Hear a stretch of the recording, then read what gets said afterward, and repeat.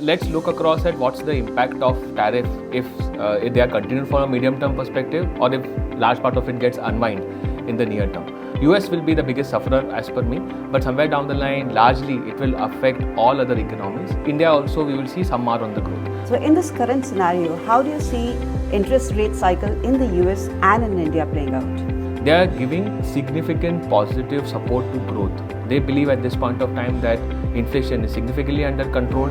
The tilt of the policy is significantly in supporting growth. Hello all, welcome to Moneynomics. Today we have with us Devang Shah, Head Fixed Income at Axis Mutual Fund. Today Devang will give us an outlook on the fixed income markets. So let's go straight to Devang. So Devang, in the current scenario, what do you think is happening in terms of the tariffs playing out in the US? First, let's talk about tariffs and then we'll come to the developments in India. Thanks, Shalini, and welcome viewers. So yes, you're perfectly right. I think there's a lot of noise around what's happening on the tariff side, and the tariffs actually has been the main economic event for the month. It has led to a lot of volatility in our markets, if you ask me.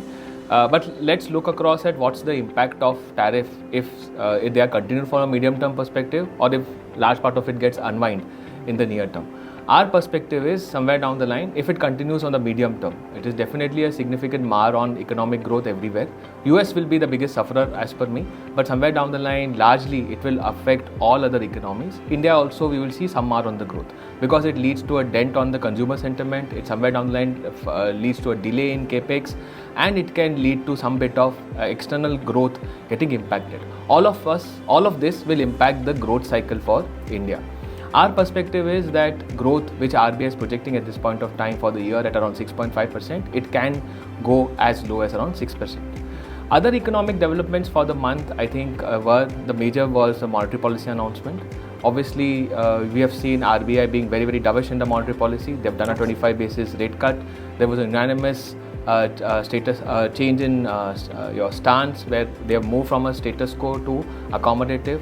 So from all perspectives, if you ask me, I think the monetary policy and tariffs were the biggest events for the month. Okay.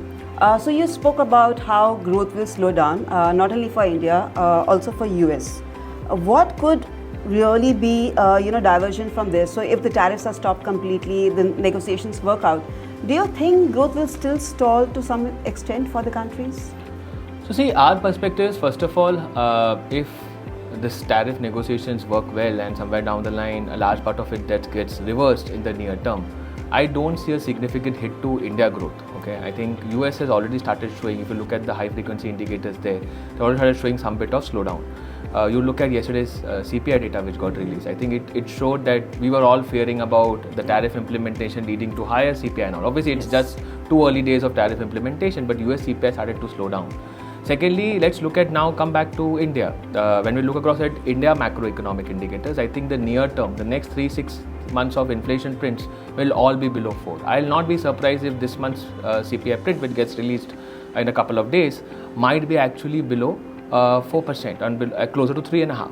So our perspective is that somewhere down the line, inflation has already started slowing down. Growth, yes, you are right. If all of these get unwind very soon, the impact on growth will be minimal. Okay. Our perspective is that India growth for this year, this financial year, would be in between closer to 6 to 6.25% for the full year.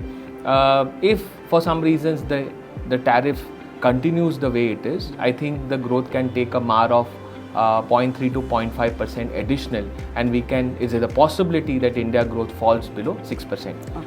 US impact will be much more pronounced, and our perspective is that today we are all talking about 1.5 to 2% and on US growth with a probably possible of some bit of softness. But if this entire tariff war continues and that leads to a delay in investments, somewhere down the line significant trade war starts, then logically US growth can significantly falter and we can see US growth closer to possible 0%. Okay, so in this current scenario, how do you see interest rate cycle in the US and in India playing out? I think India's cycle is very clear, and if I actually look across at yesterday's policy announcements, we believe that there's a lot of possibility. First of all, RBI, the new RBI regime is very dovish. They are giving significant positive support to growth. They believe at this point of time that inflation is significantly under control. The tilt of the policy is significantly in supporting growth.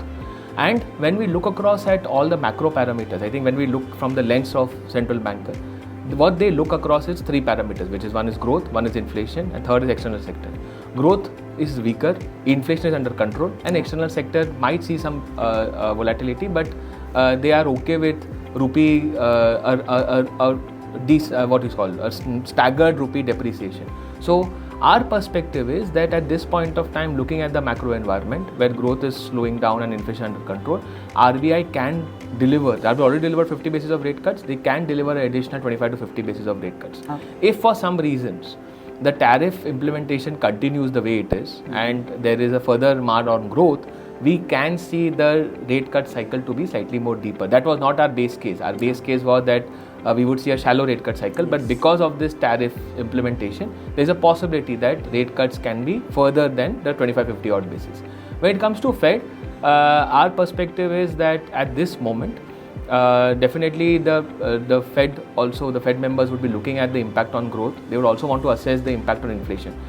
They will somewhere down the line start believing that impact on inflation will be transient. So how do they look at it is that US growth at 0%, US inflation is around 3 to 4% band. I think there is still the possibility that Fed will go and cut rates because unemployment will start increasing and the US growth might be weaker. In that context, we believe that Fed would deliver around 50 to 75 basis. If this implementation gets further delayed and you actually see US continuing with these tariffs for long, I think the Fed rate cut cycle also might be deeper and we can see 100 basis of rate cuts. Okay.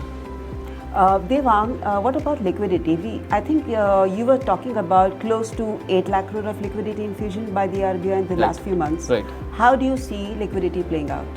So I think first of all, RBI has done a superb job in managing liquidity. I think they have been very, very proactive. As you rightly highlighted, more than 8 lakh crores of liquidity infusion in the last quarter. It's this kind of liquidity infusion last we have done during COVID. Okay. So in the last decade, 8 lakh crores never done. The second important aspect is the new RBI regime is looking at liquidity differently. They are saying that we want to keep at least 1% of NDTL liquidity at the current macro environment.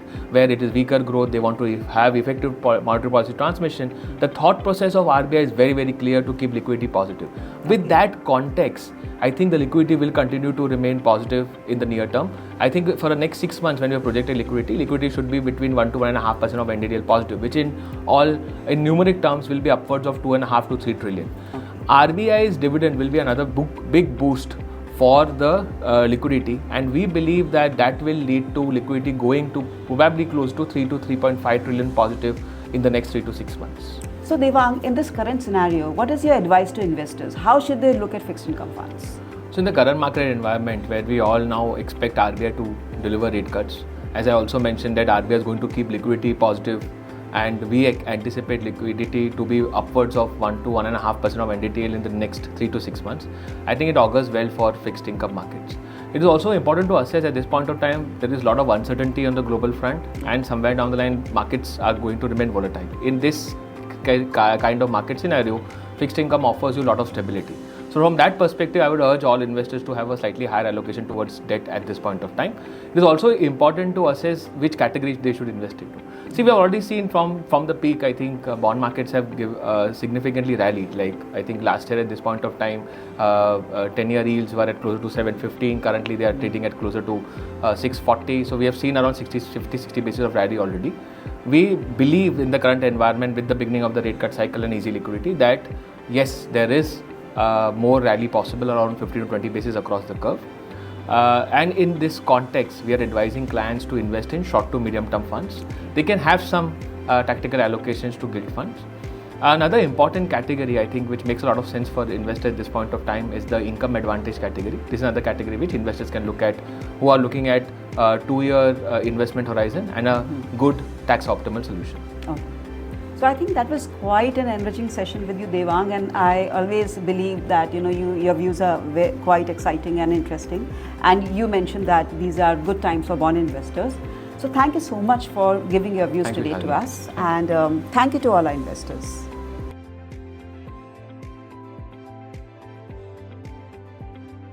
Mutual fund investments are subject to market risks. Read all scheme-related documents carefully.